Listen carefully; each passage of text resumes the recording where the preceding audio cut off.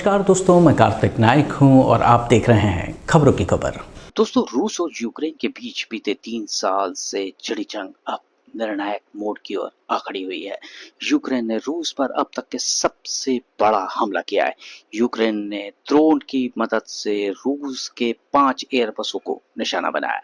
दावा किया जा रहा है कि इस हमले में रूस के 40 बॉम्बर विमानों को भारी नुकसान हुआ है। यूक्रेन इस हमले की प्लानिंग बीते 1 साल से कर रहा था और उसने एक ट्रक की मदद से रूस के 2000 किलोमीटर अंदर तक ये ड्रोन पहुंचा दिए थे। यूक्रेन के इस भीषण हमले के बाद दुनिया की नजरें रूस के राष्ट्रपति व्लादिमीर पुतिन की ओर है।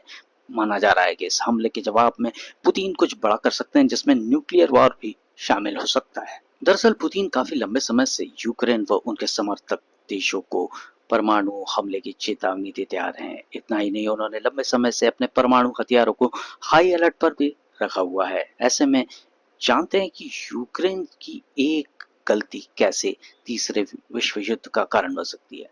अगर रूस परमाणु हथियार चलाता है तो इसके परिणाम कितने भयंकर होंगे और यूक्रेन के अलावा और देश इसकी चपेट में आ जाएंगे। रूस अगर यूक्रेन के ऊपर परमाणु हमला करता है तो उसके रेडिएशन का असर दूसरे देशों तक पहुंच सकता है।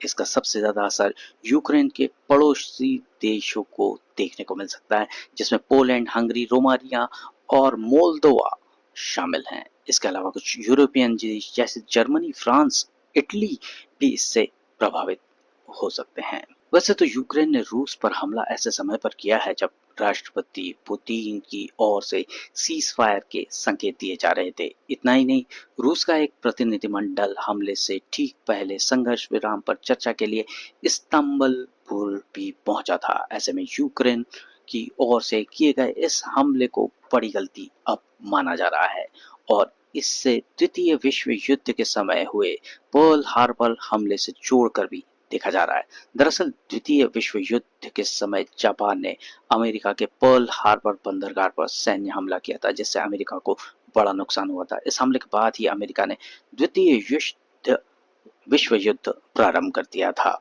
और उसने जापान पर परमाणु बम भी गिरा दिए थे।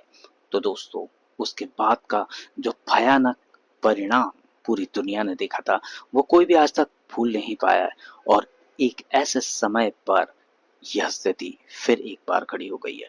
और अगर परमाणु हथियारों का इस्तेमाल होता है तो निश्चित पूरे विश्व को इसका बहुत बड़ा खामियाजा भुगतना पड़ेगा। तो ये थी खबरों की खबर। देखते रहिए खबरी, क्योंकि खबरी की है हर खबर पर नजर। नमस्कार।